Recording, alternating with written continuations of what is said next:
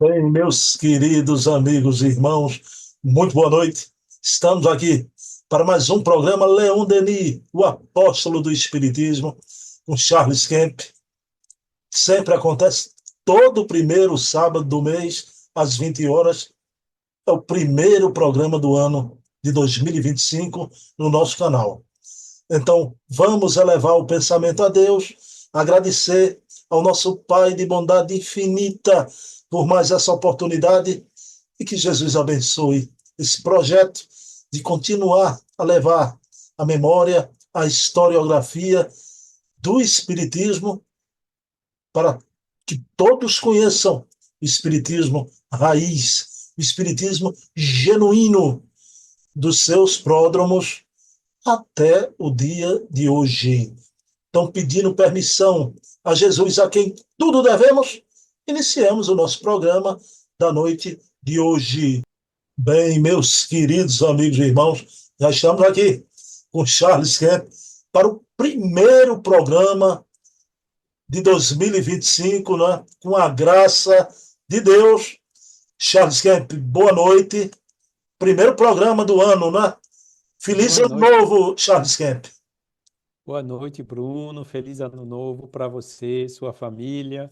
Feliz ano novo também para todos os ouvintes e melhores votos, né, para esse ano de 2025 que está começando, né?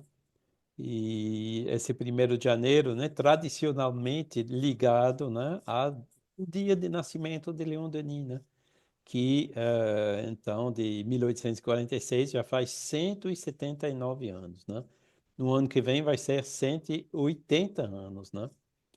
E no ano 2027 vai ser outro aniversário ainda, né? Vai ser o centenário da desencarnação.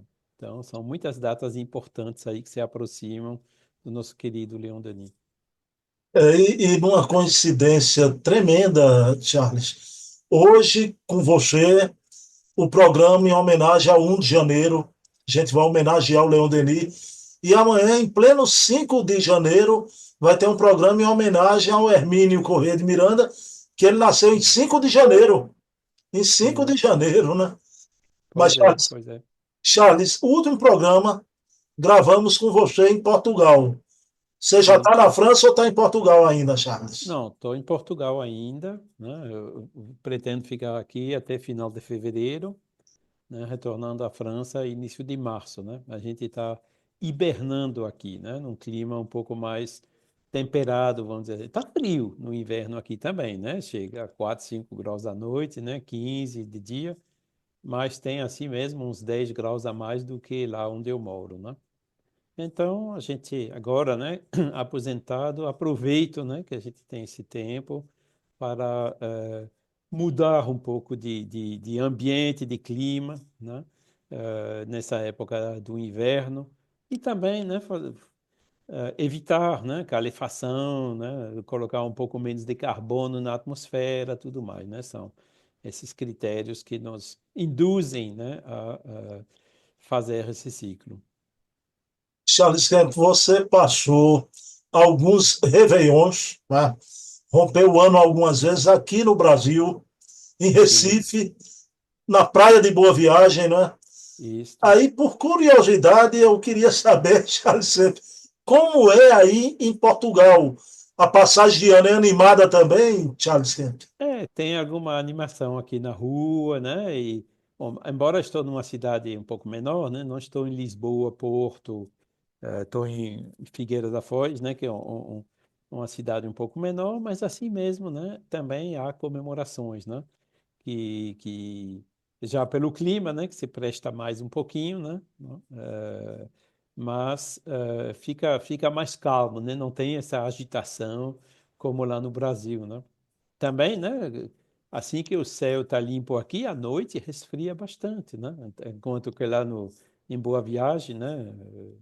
Recife, cidade tropical, né?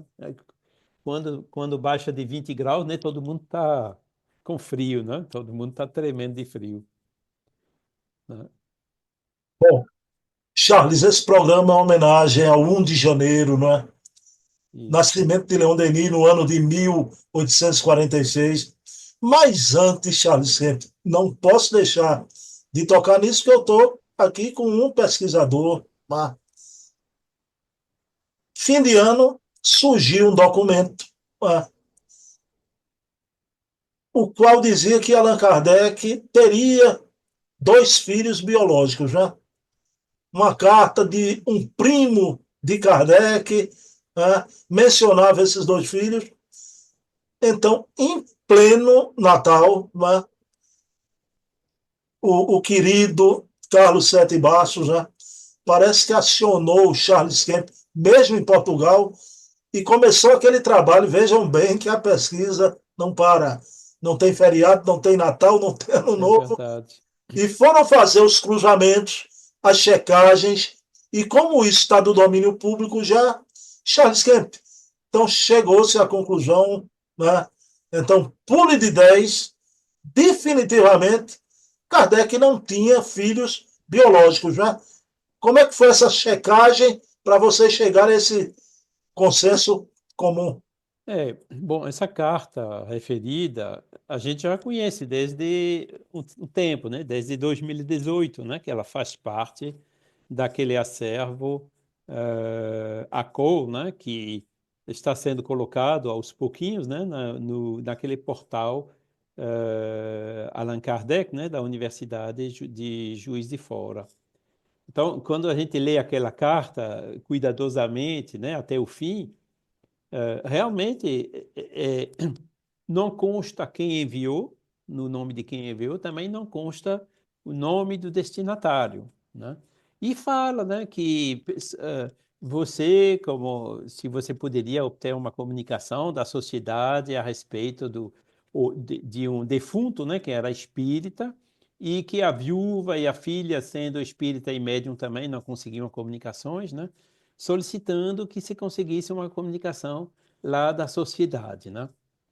Então, inclusive, né, a gente vê que quem escreveu a carta, que conhecia essa pessoa defunta, morando lá na Alsácia, né, uma cidade de Neuf-Brisach, que eu conheço bem, porque fica perto de onde eu moro, né, escrevendo então para uma pessoa que era primo dele, né, um falando dos filhos dele e falando dos filhos do destinatário, né. Porque a pessoa que pegou essa carta considerou, embora não tenha absolutamente nenhuma evidência sobre isso, bem ao contrário, né, que o destinatário era Allan Kardec. Ah, então fala dos filhos. Então, Allan Kardec teve filhos. O problema é que o destinatário não era Allan Kardec, era outro membro da Sociedade Parisiense de Estudos Espíritas. Daí a gente vê, né, que o equívoco pode surgir, né, quando a gente se precipita, né, pessoas se precipitam a tirar conclusões de um documento, né, sem ver o contexto. Inclusive, quando a gente vai cavando mais um pouquinho, ele diz convida o destinatário da carta a voltar a visitá-los lá na Alsácia, na terra natal. Ora, Kardec não nasceu na Alsácia, ele nasceu em Lyon, né? Aí já não bate, né? E depois ele fala dos meninos, assim, de 10, 15 anos, em 1865, entendeu? Ou acho que 67, não me lembro agora exatamente. Ou seja, tem 20 anos de diferença com Kardec, né? A pequena Louise, né, que a gente comentou, que era filha adotiva, ela nasceu por volta de 1840, né? Quer dizer, bem antes desses que já tinham 15 anos, em 1867, que nasceram 10 anos depois, né? Em 1850 ou 55, né? Então a gente vê que, né, por todas as informações que tem na carta, né, obviamente, né, o destinatário não era Allan Kardec, né? Daí veio essa interpretação, falou dos filhos, então Allan Kardec teve filho, né? Quer dizer, é uma falta de cuidado na análise, né? Contextualizar bem as coisas, né? Verdade, né? Parece que Carlos VII me enviou isso, foi no dia 24 ou no dia 25, né? Mas, bom, assim mesmo, né? Deu para reagir. Eu vi o post aí já no CSI, Imagens e Registros do Espiritismo, corrigindo, né? Nós não conseguimos identificar quem era esse membro da Sociedade Parisiense de Estudos Espíritas, né? Não conseguimos identificar os destinatários, mas de maneira bastante evidente não era Allan Kardec. Carlos, me diga uma coisa, né? Essa pesquisa, né, de supetão, dia 24, demora muito, Charles, para fazer essa busca, essa checagem, cruzar documentos. Esse foi relativamente curto, né? Porque basta ler o documento com cuidado que a gente vê Ah, logo que não bate, né? Agora, depois, para tentar procurar saber quem era o membro, esse tipo de pesquisa, então, demora mais um pouquinho, né? A gente procurou um pouquinho, eu, o Carlos, mas não conseguimos identificar, né? Então, para ver isso, teria que ir para Neuf-Brisach, por exemplo, né? Pegar o Estado Civil, 1867, menos 30 anos, né? Ver os nascimentos, quem foi que nasceu lá, devem ser várias dezenas de pessoas, né? Para tentar achar um nome que depois pode reencontrar em Paris, entendeu? Esse tipo de pesquisa é possível, né? Foi aqui que o Carlos, nosso querido irmão Carlos, fez, né? Quando ele, no primeiro livro que ele publicou, né? Espíritos sob Investigação, quem eram aqueles médiuns, né, que ajudaram Kardec na codificação. E foi tudo baseado em pesquisa desse tipo. Então, é possível, dura mais um pouquinho, e no caso aí, para ver que a afirmação não tinha fundamento, né, não foi preciso ir até esse ponto. Charles Kemp, eu vou poupar você, que você está na minha companhia aqui, né? Não vou ferir a sua modéstia, né?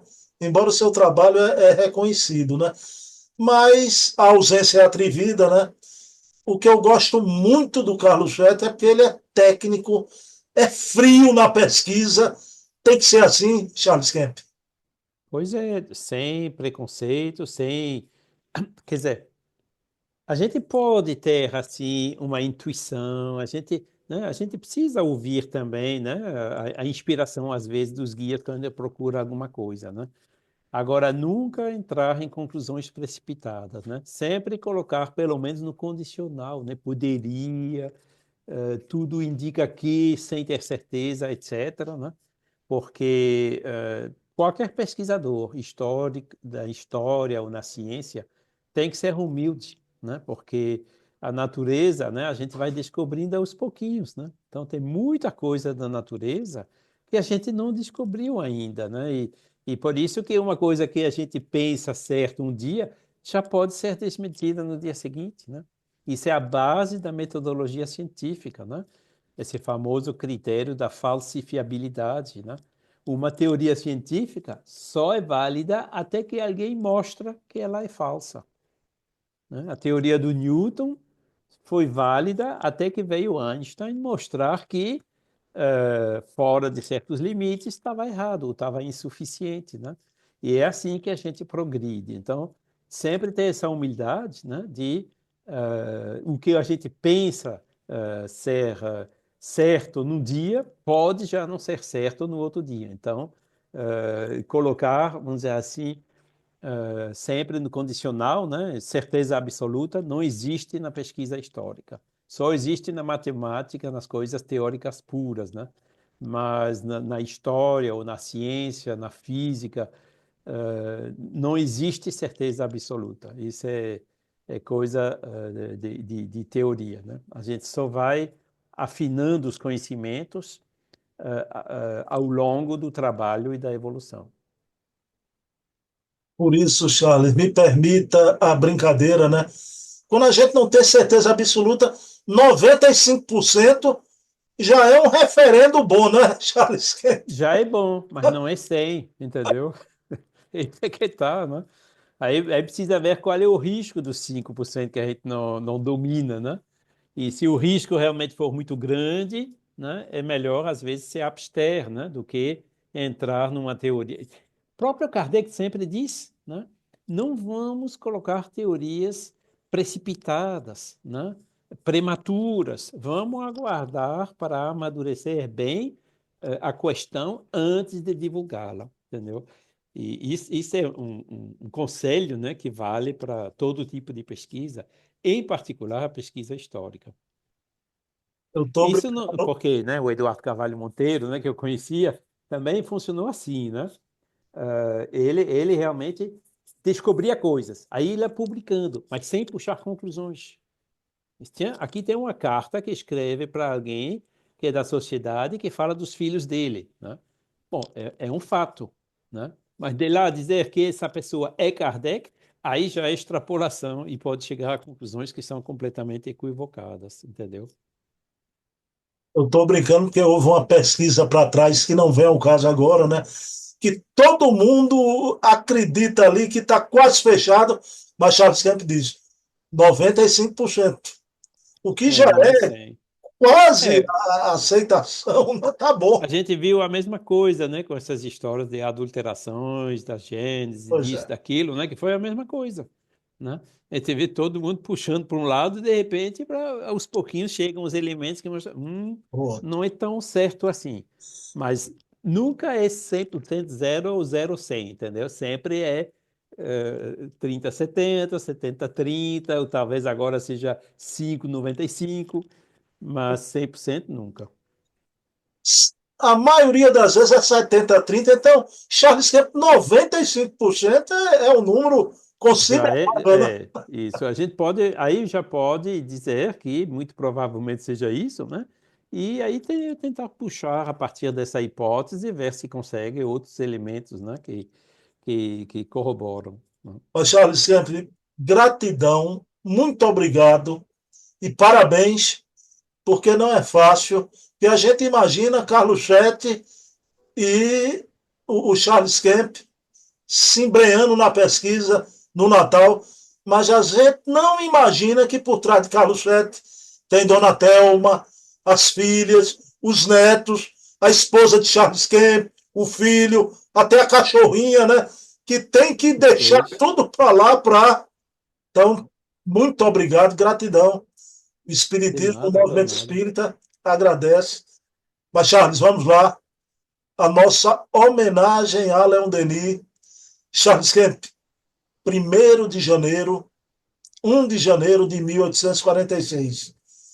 Nasce na Terra Leon Denis. Que espírito foi este e que missão veio desempenhar na Terra, Charles Kemp? O melhor é a gente se basear naquilo que ele mesmo escreveu, né? Que espírito é esse, né? Ele diz que começou as encarnações na Terra, né? Há alguns milênios atrás, com os celtas, né? Foi assim as primeiras encarnações, né, que ele desenvolveu. Ele teve várias outras, né? Eu acho que, como a gente consegue saber, por exemplo, né, como a gente comentou aqui, né, com o Dr. Aguzoli naquele grupo da Rue du Cygne em Tours, né, onde ele tinha essa mediunidade junto com o Dr. Aguzoli de ver essas cenas de grandes eventos pelo mundo nos séculos passados, né, que ele provavelmente participou, né? E ele também dizendo, né, que na última vida dele, antes de Leon Denis, né, ele foi soldado, né, no grande exército de Napoleão e depois cansado, né, de tantas violências, de tantas mortes, né, ele foi para o convento, né, onde tinha os monges na Chartreuse, nos Alpes, na França, né, do guerreiro, ele se transformou no monge estudioso, onde ele se desencarnou, né? Então foi isso, esse conjunto, né, de conhecimento, né, de preparações de todas essas existências que fizeram, né, esse Leon Denis que se encarnou então no Vale do Rio Mosa, né? 50 quilômetros de Dom Remy, bem pertinho, né, de onde Joana de Arco nasceu também, né? E Flammarion também nasceu perto do Rio Mosa, né? Um pouco mais a montante do rio, né? Aquela região lá no nordeste da França, né? E né, provavelmente, né, se encarnou já com essa missão, né, de ser um continuador dessa obra da codificação, né, que nos legou o nosso mestre Allan Kardec. Charles, você se referiu a essas reencarnações como celta, não é? Embora que eu quero tratar aqui com você dessa obra, O Gênio Céltico e o Mundo Sim, Invisível, que foi no final da vida, mas isso. colocando aqui logo no início do nosso bate-papo, pela tua referência da reencarnação como celtas, né? Você conhece a obra aqui no Brasil do Humberto de Campos, Brasil, Coração do Mundo, Pátria do Evangelho, né? Sim. Uhum. Ela é criticada por alguns espíritas por ter um conteúdo muito verde-amarelo, as cores da bandeira brasileira, né? Eu Uhum. gosto da obra, eu sou daqueles, eu dou opinião, eu gosto muito da obra Brasil, Coração do Também. Mundo, Pátria do Evangelho. Respeito quem não gosta, né? Mas, Charles, eu queria lhe perguntar, e você, em parte, já começou a esclarecer na sua colocação, não é? O Leon Denis, quando escreveu essa obra, O Gênio Céltico e o Mundo Invisível, veja bem que não foi jovem, foi na madureza, no final, na reta de chegada, não é? Esse livro Seria um saiu. livro muito à francesa, é um livro muito tricolor com as cores da bandeira da França, Charles. Pois é azul, vermelho e branco esse livro, né? Que nem o Brasil, Coração do Mundo, é verde e amarelo, né? E é natural tudo isso, né? Porque a gente sabe, né, que no seu espírito, né, principalmente quando chega assim, né, na idade madura, né, é impregnado da cultura do local onde nasceu. Se Leon Denis tivesse nascido no Brasil, o livro seria também verde e amarelo, entendeu? E se o Chico tivesse nascido na França, o livro dele também seria azul, vermelho e branco.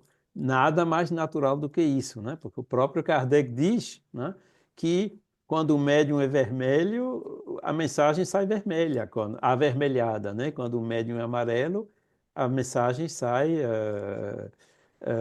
amarelada, né? E são essas coisas da mediunidade, né? Da nossa maneira de escrever. E é verdade, né? Nesse livro e até em outros, né? Leon Denis se mostra muito patriota, né? Agora, tanto no Brasil, Coração do Mundo, Pátria do Evangelho, veja a situação do espiritismo hoje no Brasil, né? Quer dizer, tem fundamento o que está escrito ali dentro. Mesmo se há exagero, né? Tem fundamento. Não há fumaça sem fogo, como a gente diz.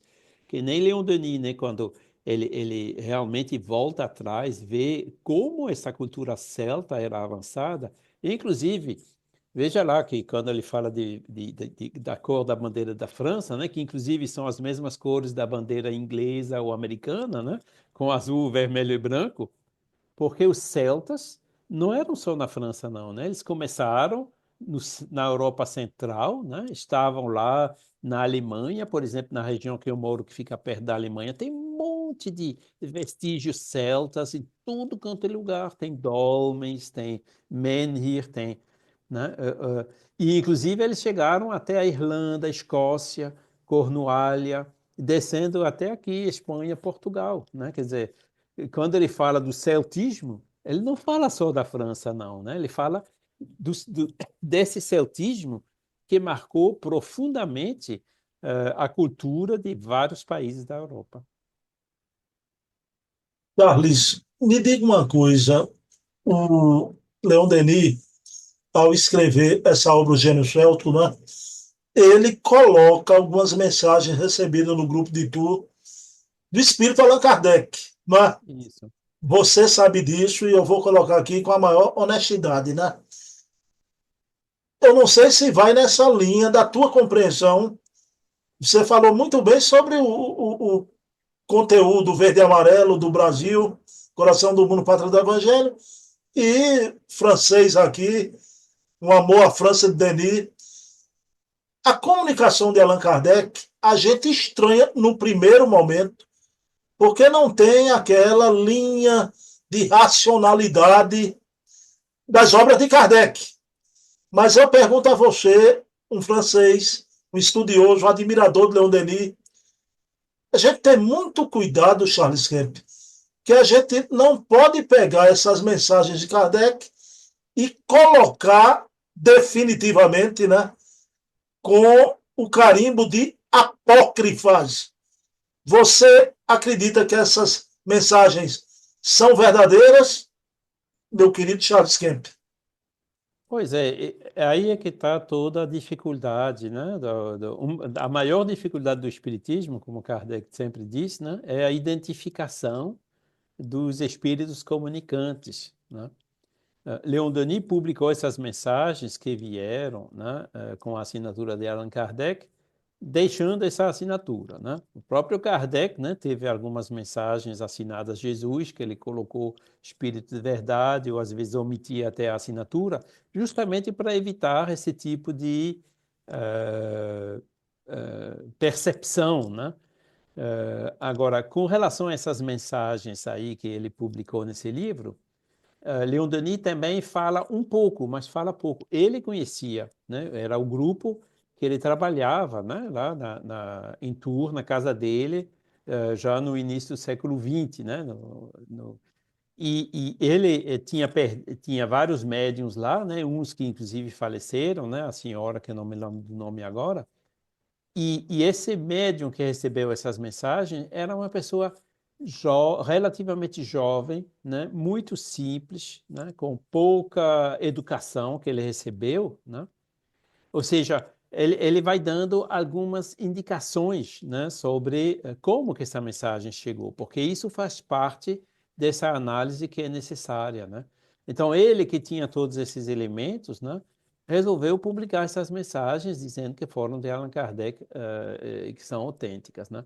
Agora, se a gente diz, por exemplo, mas eu analisei realmente, não é tão claro, não é tão, tem um pouco de misticismo, tem, né, que parte, né, que de parte com o estilo de Allan Kardec, conclui que elas são apócrifas, né? A gente volta para esse 70-30, 30-70, entendeu? Porque a influência do médium, né? Que nem, como você disse, né? Dá aquela cor verde e amarelo, azul, vermelho e branco, né? Existe também nessas mensagens de Allan Kardec. Será que aquele jovem médium tinha as condições de transmitir essa mensagem sem introduzir, né, algumas características pessoais dele, daquele jovem? Com certeza não. Ele introduziu algumas características, né? E pode ser que essas características, né, que contrastam um pouco com as características de Kardec quando a gente conhecia vivo, né, podia deixar a pensar que a mensagem não é de Kardec. Mas a outra interpretação pode ser, é de Kardec mesmo, mas houve alguma deformação, né, devida ao médium ou até aos assistentes que estavam lá, né, tem a influência do médium e a influência do meio, né? Por isso que essas análises são válidas, mas, mais uma vez, quando se chega à conclusão, né, dizer essas mensagens não são de Kardec, aí já fere um pouco, né, a metodologia e a prudência e a humildade que a gente deve seguir. O que essa mensagem diz no conteúdo? Tem algumas coisas interessantes lá, informações, inclusive, sobre o celtismo, né? Bom, será que essas informações podem ser verificadas? Parcialmente, né? Pelas pesquisas históricas sobre o celtismo, pelos escritos, né? Que são muito poucos que chegaram até nós, né? E a partir daí fazer essa análise. Foi o que Leon Denis fez nesse livro, né? E ele achou por bem, né, deixar essas mensagens como provenientes mesmos de Allan Kardec. Agora, mais uma vez, afirmar 100% que é de Allan Kardec ou afirmar 100% que não é de Allan Kardec não é prudente, né? A prudência, a humildade recomenda um pouco mais de reserva sobre essas conclusões categóricas. Meu querido Charles Kemp, eu indico aqui o livro que é lindo, né, Charles Kemp? É lindo. E quem não conhece o que foi a civilização druida, o povo druida, sua cultura, está aqui uma forma muito bela de tomar Pois é. conhecimento, né? Pois é. Então, o essencial qual é? O livro é bom, entendeu? Então, qual é o problema se tem assinado X, Y no Z, entendeu? É o básico que Kardec diz, né? a mensagem é boa, né? Seja ela assinada a Jesus, o Paulo, o Sócrates, o Krishna, o Buda, o Maomé, o sei lá o quê, pouco importa, a mensagem é boa, entendeu? O livro é bom. Isso é que é o essencial. Como, da mesma forma, o livro Brasil, Coração do Mundo, Pátria do Evangelho, também é um livro bom. Uma É coisa ou bom. outra, um exagero ou outra parte. É. Mas, meu Eu, querido, eu li, eu li esse livro quando estava lá, sabe? Aí dizia, mas aí Deus é brasileiro, esses exageros, né? O Brasil maior disso, maior daquilo, Ayrton Senna, sei lá o quê, né? Mas no final, quando eu li assim, eu disse, bom, mas objetivamente, né? Onde que tem milhões de espíritas, né? Declarados e tudo? Tem no Brasil, não tem na França, não. Então, os fatos mostram que esse livro tem fundamento, né? Porque o que a gente pode observar hoje, né? De uma certa maneira, sanciona que o livro realmente acertou naquelas hipóteses, né? Desse plano da espiritualidade para fazer que o espiritismo encontrasse no Brasil, né? Uma terra fértil que a semente pudesse crescer, né? Agora, aqui, mais uma vez, o erro é só o Brasil vai salvar o mundo. Aí já é pretensão, entendeu? é, O erro é somente a maneira que a gente faz aqui é que vai dar certo nos outros cantos. Aí também completamente errado, né? Aquilo descreve o que aconteceu lá no Brasil, principalmente, né? E por que que deu certo lá, né? Agora, essa receita eu posso dizer isso com também uma boa probabilidade, não vai dar certo aqui, né? outra parte do mundo. Mas você Já disse uma faz coisa 30 aí, anos que eu voltei, né? E eu estou vendo as pessoas tentando fazer desse jeito com um resultado muito fraco, né? Charles, mas você Principalmente está lá. dizendo uma coisa aí muito importante, que deu certo no Brasil. Deu? Porque tem certos espíritas no Brasil que ainda acham que não. Pois Deu é. certo. Não, não pode negar, né? Que a árvore espírita talvez cresceu torta um pouquinho, né? Que houve uma religiosificação do espiritismo. Pode ser, mas deu certo dessa maneira, né? Olha, O, eu não vou brigar com você essa coisa do religiosismo, mas vou brigar por outro motivo, né? Você citou o ufanismo brasileiro aí e citou Ayrton Senna. Senna, isso, tá? é. Mas o Ayrton Senna foi muito melhor que o Alan Prost, Charles Kemp. Não tem Pois é, dúvida disso, pois viu? é.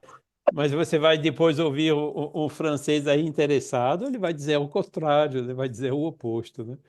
Mas bom, o Prost ainda está aqui, a Ayrton Senna já está do outro lado, né? Mas bom, é mais uma vez como eu disse, né?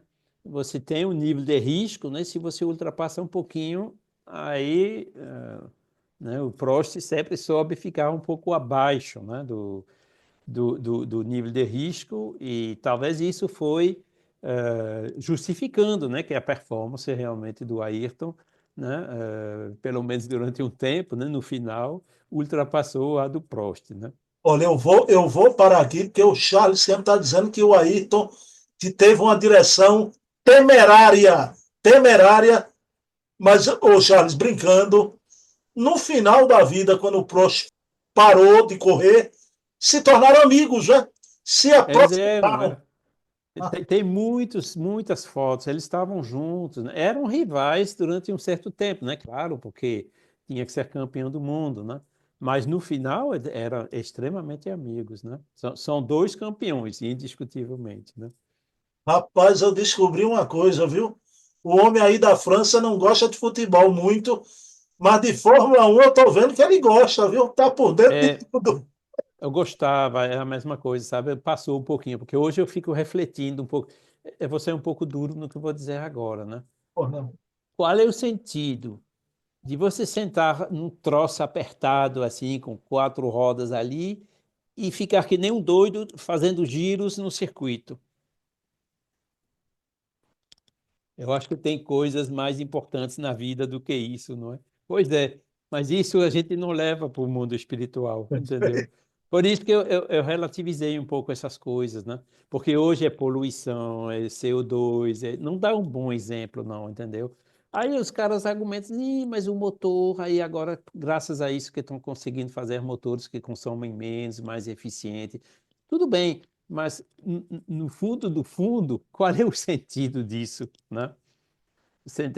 Né? E será que isso vai ajudar a resolver as guerras, os conflitos, a fome, né? Tem coisas muito mais importantes, né?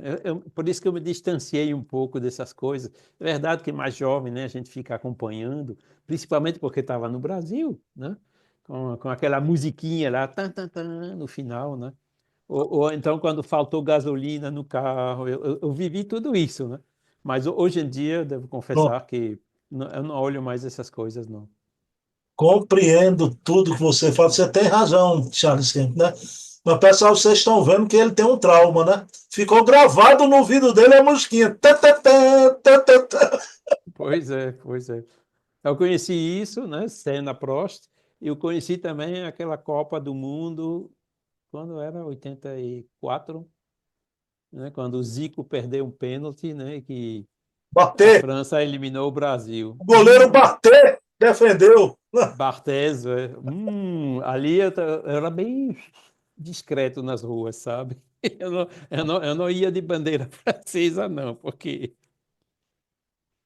Mas é isso, são essas coisas, Ô, né, ô, que... ô, ô, Charles Kemp, vamos voltar para Leon Denis. Mas eu quero Isso, dizer aqui que a maior seleção francesa foi a de 82. Eu me lembro de todos os jogadores, né? Lacombe, Six, Tigana, 84, 82, sim. 82. Lacombe, Six, Tigana. Então, Michel Platini foi um gênio da bola, né? Mas, Charles, vamos lá. A gente tocou aqui nessas coisas de Fórmula 1 por causa do ufanismo, O né? patriotismo de Brasileiro Leon que Denis, né? muitos espíritas apontam que Leon Denis talvez tenha tido. Também. O Charles foi pelo caminho do meio, muito bem colocado, né? Mas, Charles, aí vem o Leon Denis em vida, ditou essa obra. Ele não escrevia mais, ditou para sua secretária Claire Bomar. Tá? Sim. Eu queria lhe perguntar, e quero dizer ao pessoal aqui, que o programa da gente já é uma biografia de Leon Denis. Tá? É, O apóstolo do Espiritismo, a gente vê a vida toda, a obra de Leon Denis a cada programa. Hoje o programa está mais livre. A gente está trazendo uns pontos aqui em homenagem a Leon Denis, da vida dele, que todo mundo aborda e que a gente ainda não tocou no programa, não é? Charles Kemp, uma das biografias mais lindas, quiçá a mais linda é, para mim, realmente é a de Claire Bomar, Leon Denis na intimidade. Ah, isso, e veja bem, ela que ficou com ele até o fim da vida, né? isso. Você me esclareça na resposta, Charles. Ela vai viver muito ainda depois da partida dele. Eu queria saber quem foi Claire Bomar e essa biografia, essa beleza de biografia, ela precisa ser lida para quem gosta Sim, de Leon Denis. sim, realmente. Bom, ela traça, né, a biografia do nascimento até a morte, né? Porque ela é completa, mas a parte de Claire Bomar, ela é mais rica na segunda parte da vida de Leon Denis, né? Ou seja, ela se tornou a sua secretária pessoal, né? Porque, como a gente sabe, Leon Denis era deficiente da vista, né? E, inclusive, né, lá um pouco antes da Primeira Guerra Mundial, ele já não estava com a visão muito boa, ele precisava de uma secretária, né?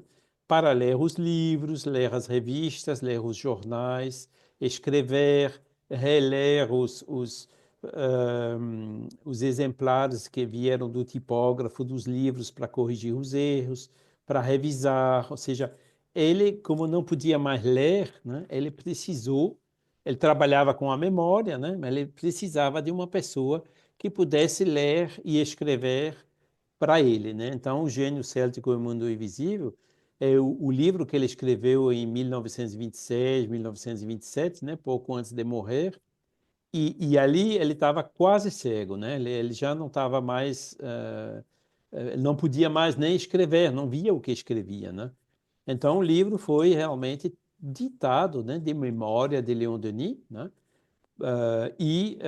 Com o trabalho, com a compilação toda, a revisão, a releitura foi feita pela Claire Bomar, né? Que ficou então secretária dele, né, para fazer esse trabalho de mais ou menos 1910, não tenho a data exata do início, né, até a sua morte em 1927.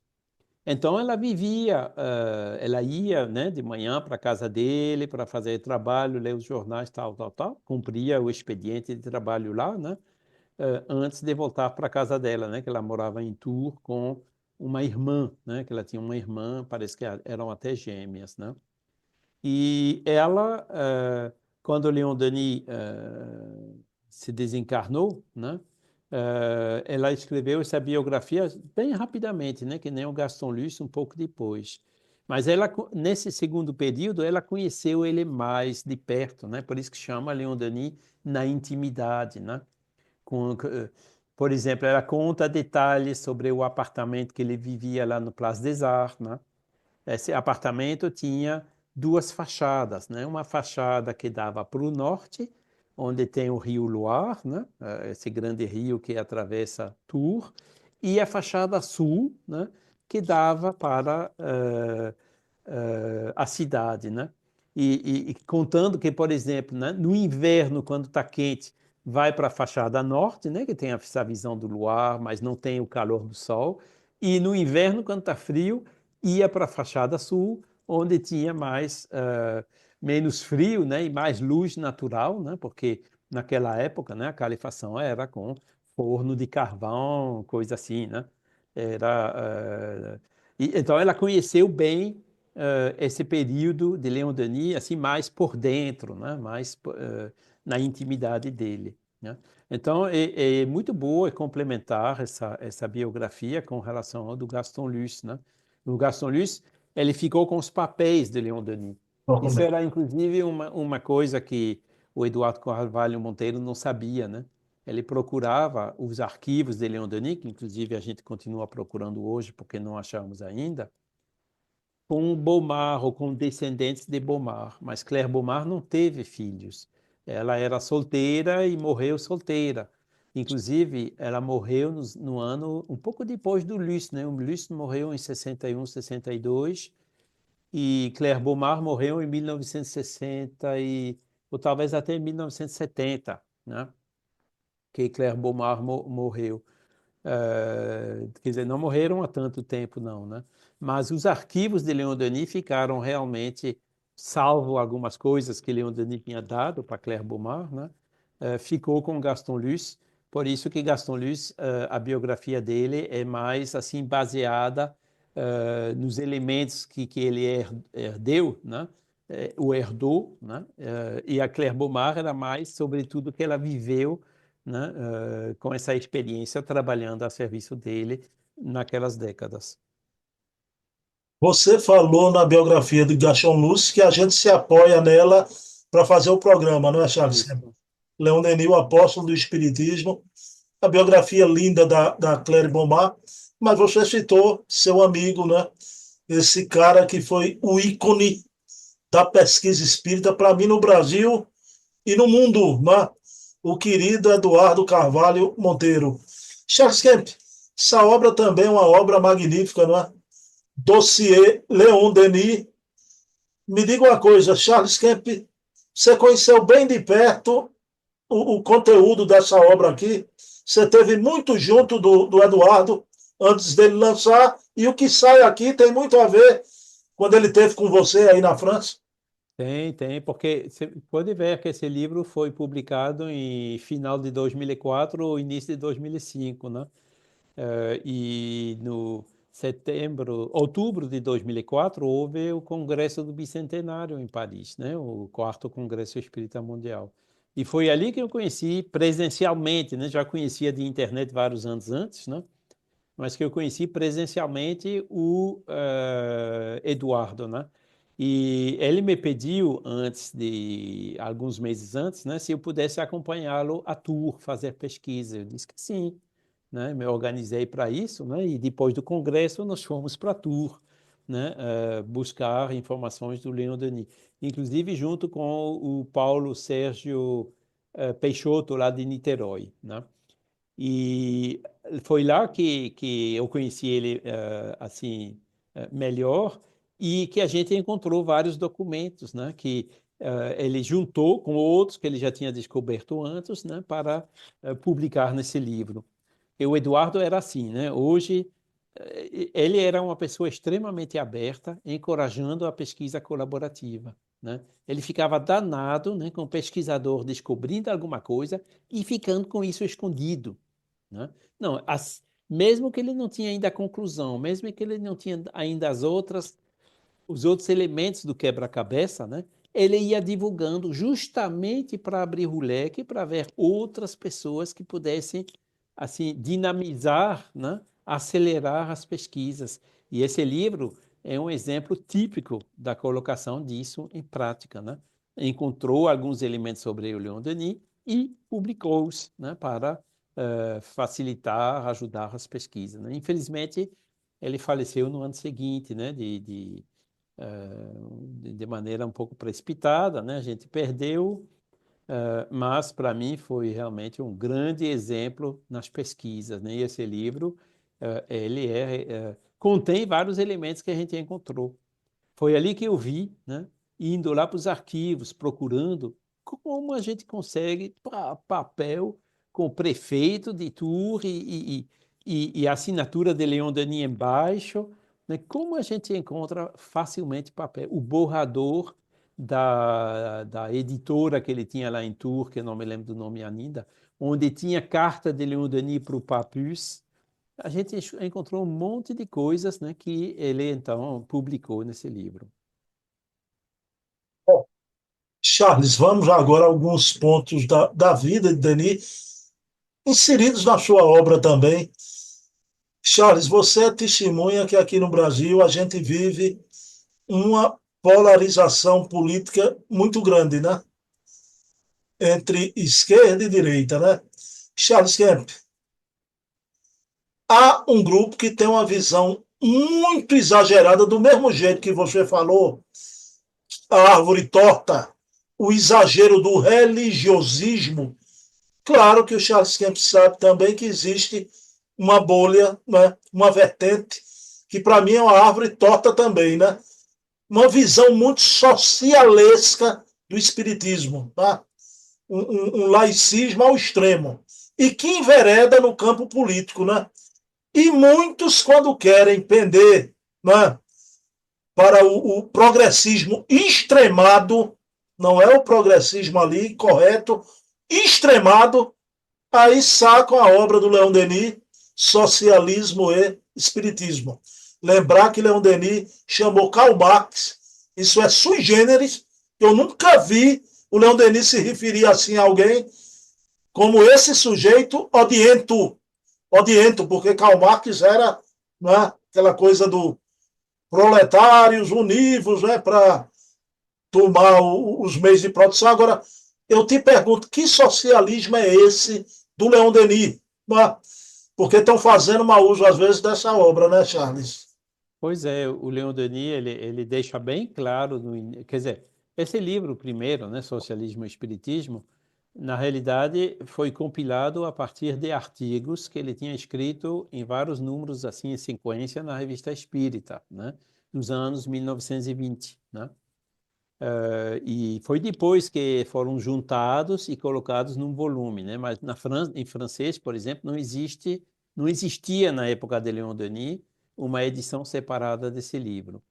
Mas nesses artigos, realmente, Leon Denis ele escreveu em 1920, que seja pouco depois da Primeira Guerra Mundial, né? Pouco depois também da Revolução Russa, bolchevique, né? Que era em 1917, né? Pouco depois do assassinato do Jean Jaurès, né? Que era também 1915, 16, 17, não me lembro exatamente do ano, foi na mesma época, né? E ele define muito claramente, num primeiro artigo, o que ele entende por socialismo. Socialismo, para ele, tem um sentido genérico, né, de ações que visam a melhorar o estado da sociedade, né, da população, né, dar à população os meios de aceder à cultura, a um meio de vida digno, né, as melhorias das condições sociais das populações.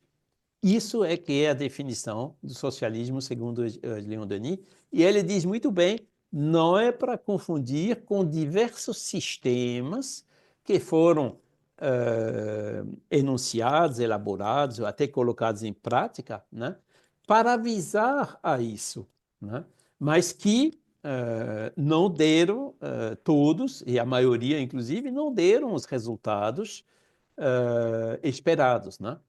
E nisso, né, Leon Denis realmente, como você falou, né, ele era muito crítico com relação ao bolchevismo, né? Eles tinham os tsars, o tsar da Rússia, né, que era uma forma de ditadura, né, um sistema imperialista, né, com privilegiados e coisas assim, deixando a população um pouco do lado, né? Mas Leon Denis diz, essa revolução bolchevique passou de um extremo para o outro, ou seja, se tornou a ditadura do proletariado. E ele diz que o proletário, né, chegando a essas posições assim, institui regimes, né, e ditaduras que são muito mais sanguinárias, muito mais brutais e violentas do que as ditaduras imperiais ou que decorrem dos reis. Ele critica muito, né, Karl Marx, né, porque ele tinha ido, o sistema que ele propunha para chegar ao socialismo era, segundo Leon Denis, exagerado e chegava a resultados opostos ao que realmente o socialismo almeja. E, bom, é o comunismo, no caso, né? Mas ele falou até dos socialistas, que tinha socialistas na Bélgica, tinha socialistas na França, naquela época. Inclusive, ele foi muito para dar conferências na Bélgica, como a gente viu em Liège, por exemplo, né? E ali houve debates, né, entre esses socialistas belgas um pouco extremistas e ele. E aí foi que ele explica isso bem nesse livro, Socialismo e Espiritismo, mostrando que o grande problema desses socialistas todos é justamente que eles têm uma visão e um paradigma materialista. O que Imperialista. falta neles é uma visão espiritualista. E o que Leon Denis escreveu então em 1920, vem agora 100 anos depois, ainda é a mesma coisa. Aqui na França também tem esquerda, direita, no Brasil, né? Mas, por exemplo, os socialistas e os comunistas aqui na França são os maiores defensores do aborto, de eutanásia, de coisas assim, né? Paradigma, não, a gente quer dinheiro e dinheiro e dinheiro, poder aquisitivo, só vê, só pensa nisso, né? Porque é isso que o povo quer primeiro, entendeu? E eles passam completamente ao lado esses ideais maiores, né? Que são os ideais espiritualistas, e que eles sim vão conseguir cumprir o papel, né, dessa melhoria do bem-estar social das populações, né? Que isso não funciona no paradigma materialista, funciona no paradigma espiritualista. E ele cita o Jean Jaurès, né? Jean Jaurès era um socialista conhecido na França, né? Que Leon Denis conheceu várias décadas antes, lá quando ele fazia conferências em Toulouse, né? Que Jean Jaurès era de lá, e ele estava na universidade e facilitou que Leon Denis pudesse fazer conferências lá em Toulouse, né? Sobre o espiritismo na universidade, né? Inclusive, o Jean Jaurès foi que fundou o jornal L'Humanité, que é um jornal comunista que existe até hoje, né? E no qual, isso eu não achei ainda, preciso encontrar, ele fez uma crítica do livro Depois da Morte, uma crítica muito positiva, muito favorável ao livro Depois da Morte de Leon Denis, que Leon Denis tinha enviado ao amigo dele, né, que era Jean Jaurès. E ele cita vários trechos, né, acho que é dos últimos artigos dessa série, que deve estar nesse livro, mostrando como que Jean Jaurès, por que ele se tornou tão conhecido. Você vai em todas as grandes cidades da França, tem uma rua Jean Jaurès, né? É realmente um dos personagens políticos dos mais famosos aqui na França. E ele diz a chave justamente porque ele seguia uma linha mais aberta ao espiritualismo e menos, né, com essas olheiras materialistas. Então, ele tinha um ideal muito mais forte, né, na concepção socialista, entre aspas, dele, né? Mas, infelizmente, ele foi assassinado, né? Morreu de maneira prematura, foi durante a Primeira Guerra Mundial, né? E não pude. Eu acho que ele estava um pouco adiantado no tempo, né? Por isso que a espiritualidade, né, veio, deixou essas ideias, né, florescerem, né? Mas quando vendo que a população não estava madura ainda, precisava esperar muito mais tempo para que essas coisas viessem, né? Já se passou um século depois disso, né? E a gente ainda bate nessa mesma dificuldade, né, de encontrar uma fórmula para que realmente essa melhoria do bem-estar, não somente material, dinheiro, mas também cultural, educacional, né, de solidariedade, de fraternidade, pudesse se desenvolver, né, de acordo com esse verdadeiro sentido da palavra socialismo, como eu entendia Leon Denis. A gente não chegou a isso ainda. Tem mais palavras, Charles Kemp. Não, você fechou. Né? Bom, fiquemos com Allan Kardec na Revista Espírita de 1863. Nos afastemos das questões políticas irritantes, né, no nosso meio. Né? Kardec disse isso. Charles Kemp, você Exatamente. falou que foram artigos escritos na Revista Espírita, né? Isso. Que uma compilação saiu um livro. Charles Kemp, eu pensei que eu já tinha tudo de Leon Denis. E há poucos anos atrás eu achei mais uma obra, foi uma surpresa para mim, né? E Charles Kemp sabe de tudo com relação a Leon Denis. Charles Kemp, o Espiritismo na Arte. Eu cheguei Isso. a duvidar. Quando eu abri e fui ler, você reconhece Leon Denis de Chofre, né? Isso. A mesma beleza. Aí, conversando com o Charles Kemp, queria que você, de público, Charles, né? Essa obra foi retirada de onde? Ela nasceu através de que texto de Leon Denis? A mesma coisa que Socialismo e Espiritismo. Foi uma série de artigos que ele escreveu na Revista Espírita. Acho que um pouco depois, 1923, por aí. Né? E dessa série de artigos, né, que foram 7, 8, juntou, né, e se fez esse livrinho, né, que também não existiu na época de Leon Denis, né, mas que hoje a gente pode compilar a partir daquilo que ele escreveu na Revista Espírita. Agora, tudo isso não são assuntos assim que, né, Leon Denis ele estudava essas questões bem antes, né? Nos anos 1870, quando era ainda maçom, né? Maçonaria, Joana d'Arco, sistema de sociedade, Demófilos, né? É a loja maçônica que ele participava. Demo é população, filos é amar, né? Quer dizer, socialismo e dos demófilos são coisas assim bem ligadas umas à outra, né? Ele falava de Joana d'Arco, ele falava do celtismo, né? Tudo isso ele tratou durante esse período todo, né? Essas décadas, naquelas conferências, até o momento que ele decidiu compilar, né? Joana d'Arco, né? Dentro de um volume, dentro de livros ou dentro de uma série de artigos, para realmente, como a gente diz, fazer um fechamento. A última vez era a menina, agora é um menino que Ah, chega aqui, né? E como é o então, nome? Como é o nome desse, Charles Kemp? esse chama Zen, Zen, Zen. Zen, A outra era Zina. Zina, isso. Zina. Ela está aí perto. Pois é, então, ele vinha, né? Eram os assuntos realmente de predileção dele, né? Que ele veio desenvolvendo, amadurecendo ao longo do tempo, né? E que em determinados momentos, principalmente no fim da vida, né, fechou, né, Joana d'Arco, celtismo, socialismo, e a arte também, né, que era outro assunto que Leon Denis realmente se interessava muito. Só de passagem, você citou aí a maçonaria. Seu amigo Eduardo Carvalho Monteiro escreveu essa obra, Leon Denis e a Sim, maçonaria, né? Importante sim. também. E quando eu estava em Tours, né, Eu levei ele para. Ele participava das reuniões lá. Eu não podia, né? Porque não sou maçom, com todo o traje dele e tudo, né? Levava para lá. Aí perguntei, me diz de que horas eu vou te buscar? Ele disse, não, não se preocupe, não, que lá eu vou arranjar alguém que me deixe aqui de novo, né? E interessante, inclusive ele me levou para levar o museu lá de compagnonnage, né? Como se diz em francês, e é extremamente interessante, né? E nesse livro, né, ele foi lá, buscou e encontrou os registros, né? E ele tinha acesso a tudo isso, né?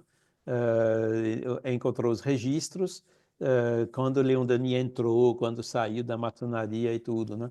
O que ele não tinha e que eu consegui mais recentemente agora, graças à digitalização de vários jornais franceses, na Retro News, né, que é um website da Biblioteca Nacional da França, são os jornais da época, e ali a gente encontra um monte de artigos, de conferências, porque Leon Denis ele era a secretária, né,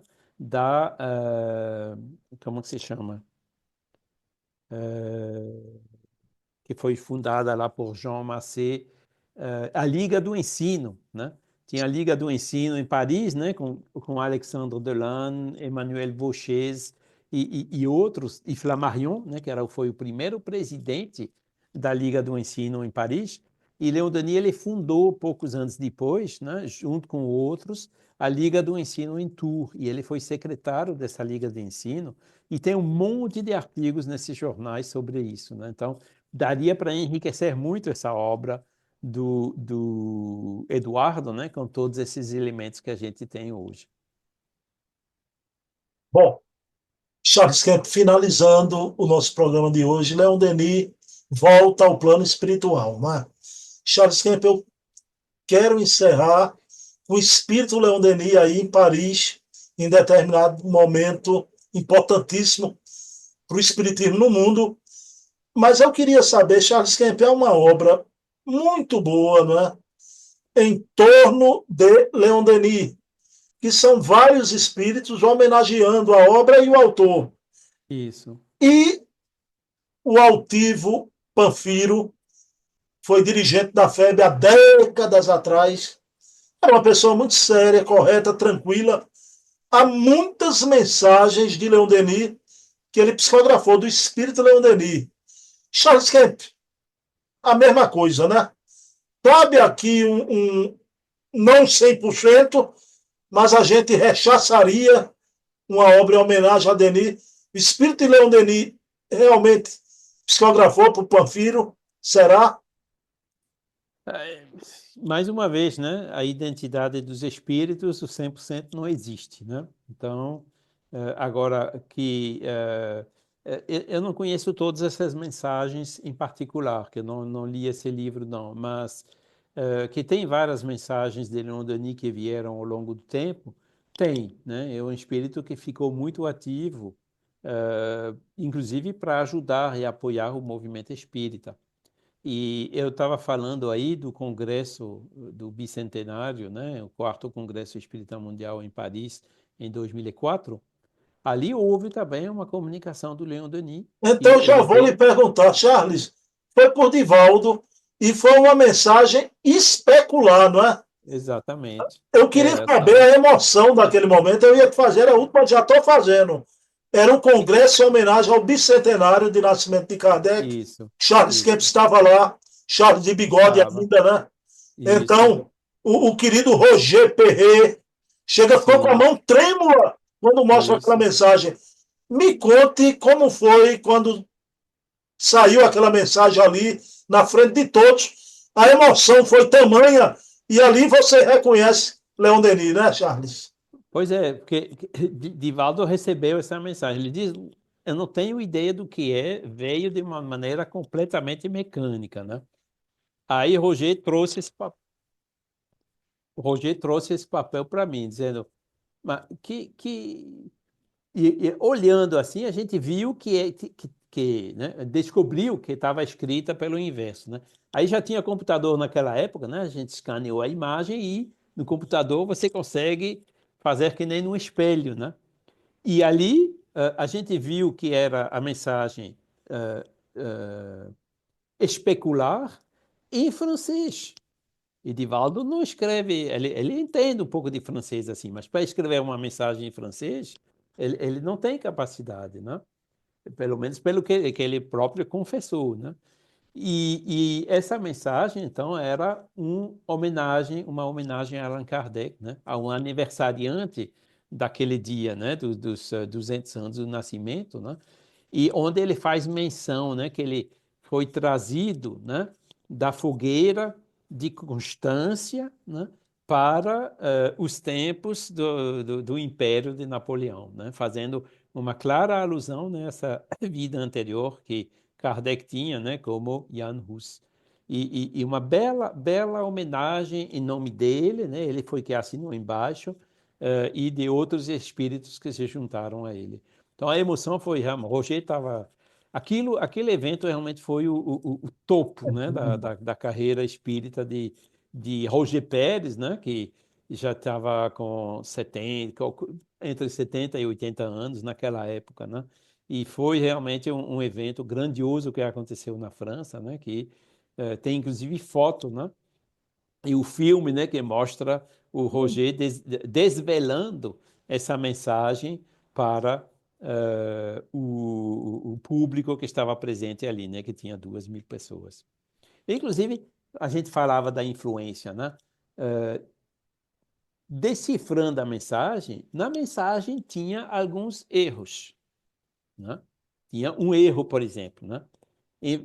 A fogueira, em português, estava escrita em francês fougère, mas em francês não se diz fougère, se diz bûcher, né?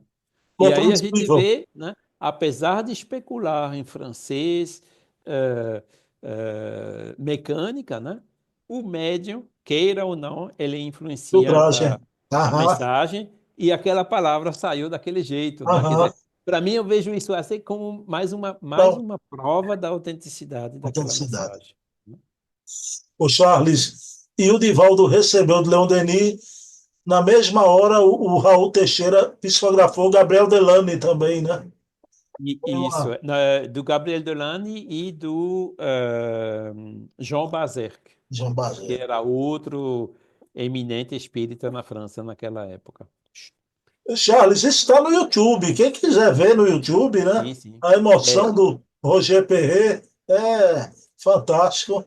é o nosso querido irmão Oceano Vieira, né? Que estava lá filmando. Quer dizer, não, ele não estava filmando, tinha uma firma que estava filmando, mas era aquelas, sabe, aquele negócio betacão ali, profissional daquela época, né? E só o Oceano no Brasil que conseguiu transformar isso em VHS e hoje, né, ele tem um website no YouTube, onde tudo isso está agora liberado naquele canal. Bom, pessoal, vejam, né? Vocês estão vendo Leon Denis aqui atrás de mim, de bigode. Vocês vão ver Charles Kemp de bigode. Então, vale a pena. Não era tão pontudo assim, não. Mas...